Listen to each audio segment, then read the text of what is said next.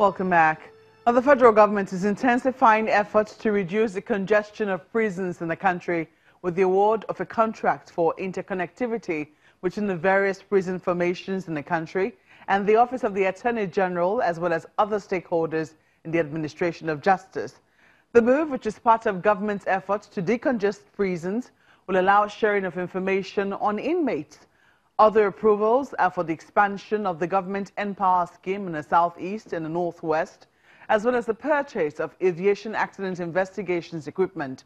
State House correspondent Ibrahim Adra reports. It's the second Federal Executive Council meeting in April, and Vice President Yemi Osinbajo is presiding.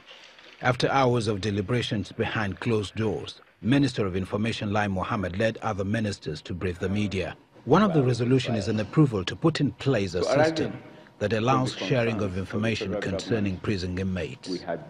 The idea is to have in place in all the prison formations an interconnectivity to certain formations, particularly the Office of the Attorney General, the police, the prison service, and indeed selected courts that could be connected to the prison formation and then to these offices. And the essence is to have an idea on day-in, day-out basis as to what obtains in our prisons across the nation. The project is to cost over 2.8 billion naira with the hope it will reduce prison congestion. There is also something for non-graduates in the southeast and northwest regions of the country. The contract for the southeast zone of Nigeria was awarded to Messrs. iTech Investments Limited in the sum of 122,800,000 naira. It covers all the states of the southeast. On the rise in the country's debt profile, here is what Mr. Udoma says. Debts are sustainable.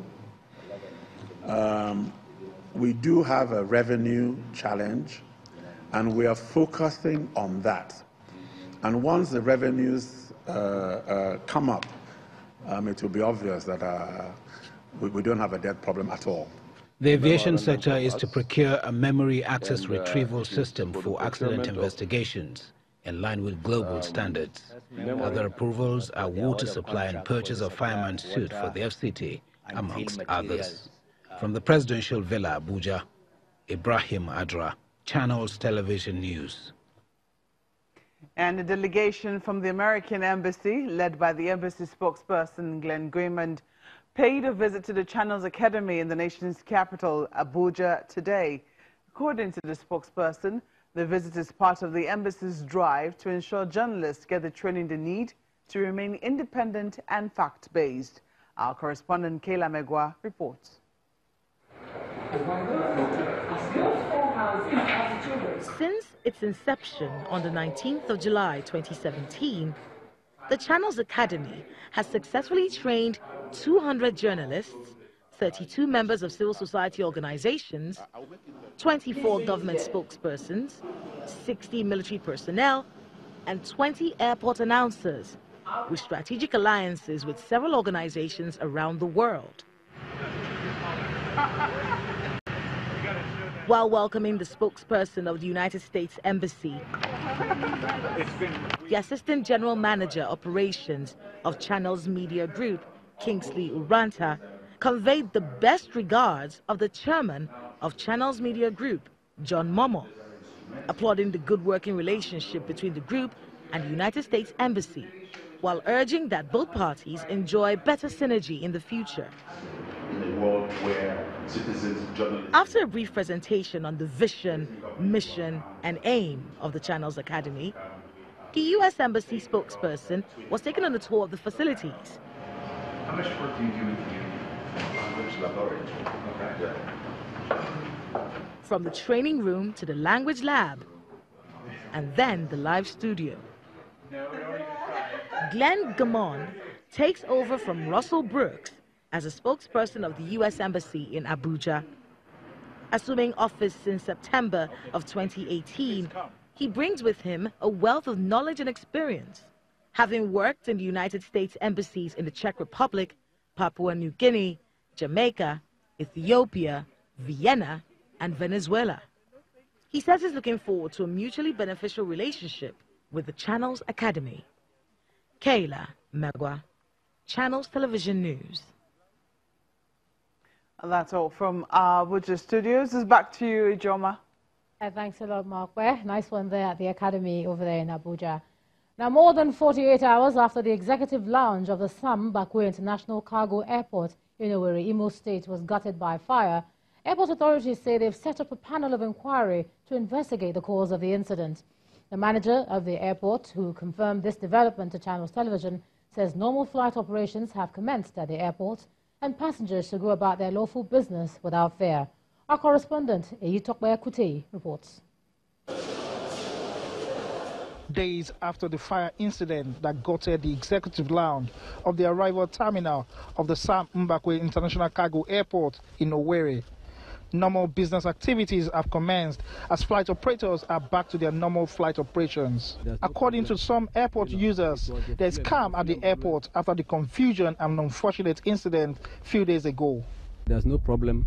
You know, it was the flame. You know, flame always have a coercive influence over the people. So people saw the flame and everybody thought everything is gone. The fire department at the airport, which is few meters away from the arrival terminal, explains the efforts of the department in ensuring the fire was curtailed. The level of damage you saw was that even the people from the committee set up now, the people even walking did not know when the fire started, even those in the building. It is when they observed that they called on us, and we left immediately. The airport manager, Rejoice Ndudinachi, says flight operations have commenced and the arrival section will be open to passengers, even as the airport authorities have set up a panel of inquiry to investigate the cause of the fire. We are starting operation from the arrival area. And we actually did not shut down the arrival, but we made up a contingency plan, which we followed according to airport procedure. So, but we are going back to our normal operation area. While we await the report of the panel of inquiry set up by the authorities of the airport, it is expected that measures will be put in place to prevent any further occurrence. From the Sam Mbakwe International Cargo Airport here in Owerri, reporting for Channels Television News.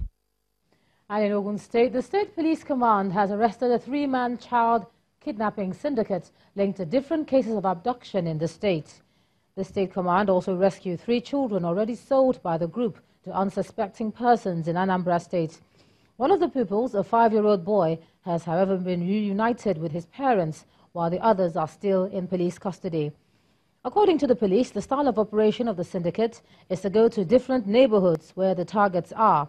They then rent an apartment there, make friends with the unsuspecting parents, gain their trust, sometimes become child caregivers before finally disappearing with the child. Members of the Islamic Movement of Nigeria today took their quest to secure the release of their leader, Sheikh Ibrahim El-Zakzaky, to the British High Commission in Abuja. A member of the group, Abdullahi Musa, who spoke to Channels Television, explained that the British High Commission has been silent since the detention of Sheikh El-Zakzaky over 3 years ago. The group wants the British government to call for his release as ordered by the court. Well, from there, let's take a look at some business news. Here's Anne Waudu.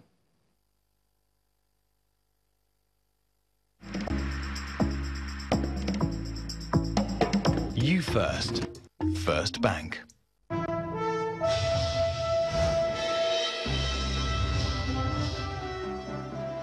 Thank you, Ijoma. Welcome to Business News. The Director in charge of Monetary and Capital Markets Department at the International Monetary Fund, Tobias Adrian, says the current global market conditions negatively affecting major world economies are still favorable for Nigeria's foreign borrowings through Eurobond offerings. Mr. Adrian made this known in his presentation at the ongoing spring meeting of the IMF and the World Bank in Washington, United States. Nigeria has been borrowing on international markets. What we worry, on the one hand, that is very good because it allows Nigeria to invest more. But on the other hand, we do worry about rollover risks going forward. At the moment, funding conditions in economies such as Nigeria and other sub-Saharan countries are very favorable, but that might change at some point. And there's a risk of rollovers, and there's a risk of whether these needs for refinancing can be met in the future. The Senate has conceded the report of the joint committee set up to scrutinize the documents on the 2019-2021 medium-term expenditure framework and its fiscal strategy and approved its recommendations. At the session, lawmakers voiced their concerns regarding some of the recommendations which were adopted without amendments. Our correspondent Larry Lassisi reports. In the House of Representatives seated to consider the 2019 to 2021 medium-term expenditure framework. The chairman of the Committee of Finance, who chaired the joint committee that worked on the document, starts with a brief overview. The speaker then puts the recommendations to a vote. So, recommendation 3 carried. Some recommendations, however, drew comments from the lawmakers. The third recommendation sought 305 naira to $1 as the official exchange rate. We all know that the one we said for last year was never used throughout. So how can our Committee of Finance liaise with the Ministry of Finance so that whatever agreement that is reached on the naira exchange rate, that should be what we should use.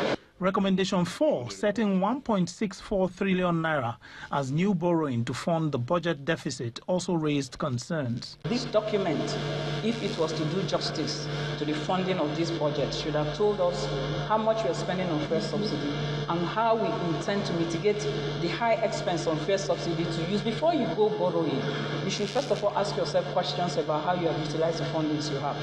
And I think we need to address that issue critically before we go throwing the nation into this kind of debt that may be impossible for us to get out of. The Speaker had this to say before putting the other recommendations to vote.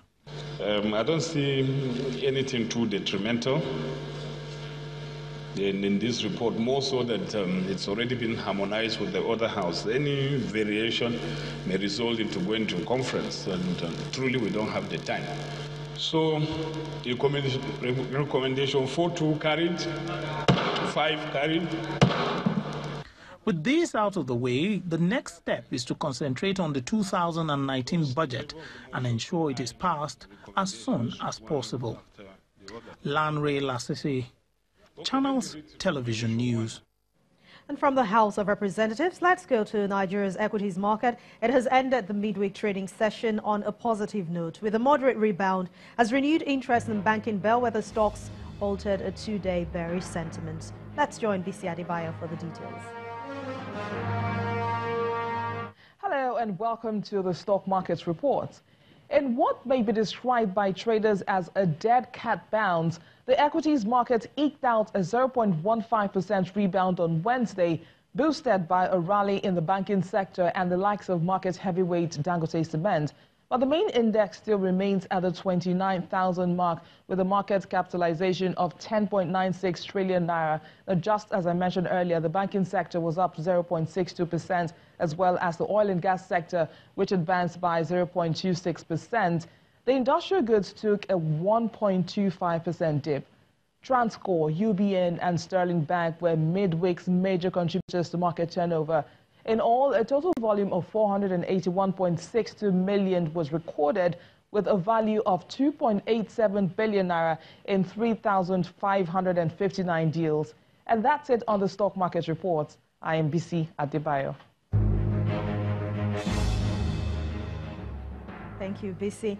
Markets in the United States have ended today's trading mostly positive. Meanwhile, it's mixed performance for counterparts around Europe and Asia. Let's see how the rest ended at the close of business.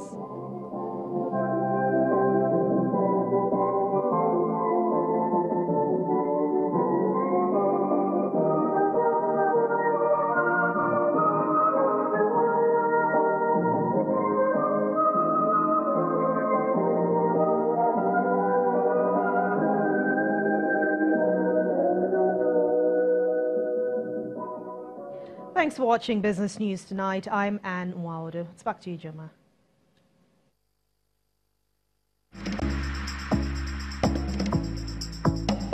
You First. First Bank. Thanks a lot, Anne. More than 1,000 young leaders and advocates at the United Nations have called on the global community to deliver on its promise of a future that's sustainable, safe and equitable. In a joint statement by the United Nations Department of Economic and Social Affairs and the Office of the UN Secretary-General's Envoy on Youth, the youth leaders voiced their concern that 11 years before the 2030 deadline, progress on the Sustainable Development Goals remains slow. Addressing the youth leaders, the UN Secretary-General Antonio Guterres admonished them to keep up the pressure in the run-up to the Climate and Sustainable Development Goals summits scheduled for September. Mr. Guterres challenged them, saying, quote, "It is your future, your livelihoods, your freedom, your security, your environment. You do not and you must not take no for an answer," end of quote. The Youth Forum is the largest annual gathering of youth people and young people at the United Nations. Still ahead on the news at 10, and coming up next, we'll take a trip around the world in 5 minutes with Amarachi Ubani. Please stay with us.